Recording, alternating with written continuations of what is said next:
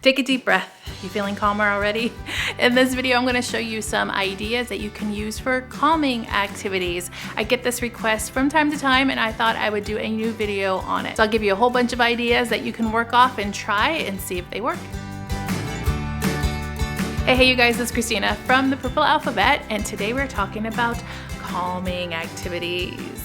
I've actually done several videos like this before for sensory items and some techniques that we use in our house or have tried, and some of them worked, some of them didn't, but I wanted to show you some in this video that you can try to see if they work. And on that note, I also want to mention that every child's different and they might have a different response to some of these activities versus some of the other activities. So try one, try two, try three, and then also keep your expectations reasonable because sometimes they work for one child and they don't necessarily work for another child. If you're new to the Purple Alphabet, I would love it if you were to subscribe and join the Purple Alphabet family. We do educational activities and lots of ideas and inspirations to learn through play, plus some shop with me's, hauls, and giveaways all mixed in between. If you're new, say hi down below in the comments. If you're not new, I always love it if you say hi too. I love seeing all those people come back and leave comments in all the videos. It's one of my favorite parts of the day to read your comments. So let's get on to our calming activities. Tip number one is really simple, and it is breathing, and not just breathing as normal or counting to 10. You can do this in some really fun ways. For example, blowing bubbles outside or blowing bubbles through a straw in a cup. Another activity I've shown you is blowing through a straw and pushing a cotton ball across the floor.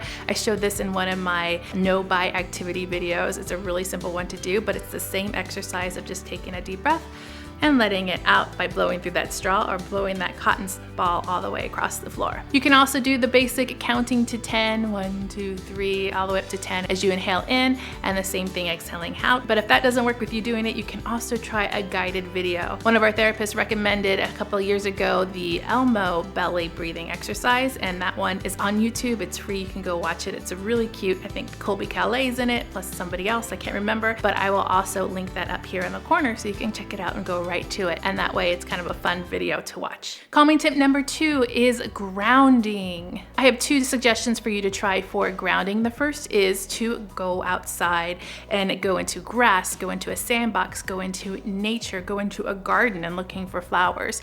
All those kind of earthy grounding things are great for this. Just being out there in a calm environment is the goal, and then to kind of observe what's around you. That's the tip number 2 for this one in grounding, is to observe. So looking at every sense that you have and finding 5 things that you can see, 5 things that you can feel, 5 things that you can hear, 5 things that you can smell, 5 things that you can taste. So it takes you a moment to kind of go through all of those, and as you go through the process of naming 5 things of every sense that you have a sense of calmness. It's a fun little game and a trick that you can try. Let me know if that one works down below in the comments. Calming tip number 3 is intense activity, and that means things that are kind of a little bit more robust than sitting and reading a book. It seems to be the opposite, right? If you want to calm a child, you would read a book or listen to some soft music, but actually some kids respond really well to the opposite. So you might want to try, if some of those other calming activities such as reading a book or listening to quiet music don't work, something that's a little bit more intense, like going for a run. And if you can't go outside, run around a chair, run around the house, go up and down stairs, going for a bike ride, jumping jacks, or even dancing. There are tons of dance videos for kids on YouTube that you can check out to help you have some guided dancing too. So doing that intense work really helps calm down some children who might not necessarily be calmed down by just reading a book or listening to soft music. Calming tip number 4 is deep pressure. Sometimes kids will relax once they've received a deep pressure, like a really strong hug or a really strong cuddle, and it just melts them away. Also, you can try our weighted blankets. They also have weighted stuffed animals, weighted vests, or other options too.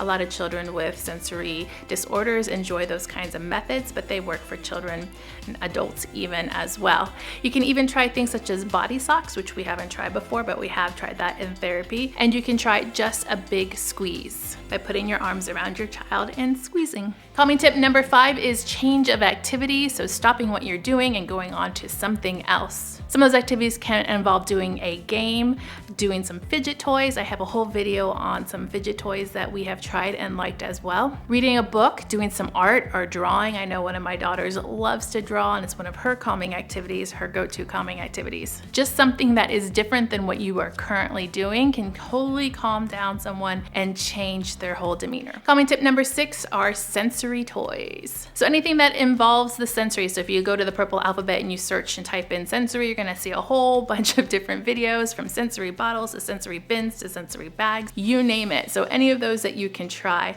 Some of those things, like a sensory bottle, can be very mesmerizing to a child. I have a whole bunch of ideas on sensory bottles. Things like lava lamps. We have these little gadgets that came from Daiso Japan. They only cost $1 and you just turn them over and the little lava-like liquid goes down into it in different colors. That can also be very calming and mesmerizing. Rocking chairs that can provide that rocking motion. Projectors that will put things onto your ceiling or onto your walls that children can look at. A lot of times we have those at nighttime when a child falls asleep. And even white noise can be a very sensorial calming mechanism. Those are 6 ideas for calming activities, plus a whole bunch more under each one of those ideas. I want to know what you use in your house for calming activities. That way other people can go and read in the comments and read what you have to say and maybe try out some of your ideas too. Make sure to click subscribe to see more videos like this and give me a thumbs up to show your love.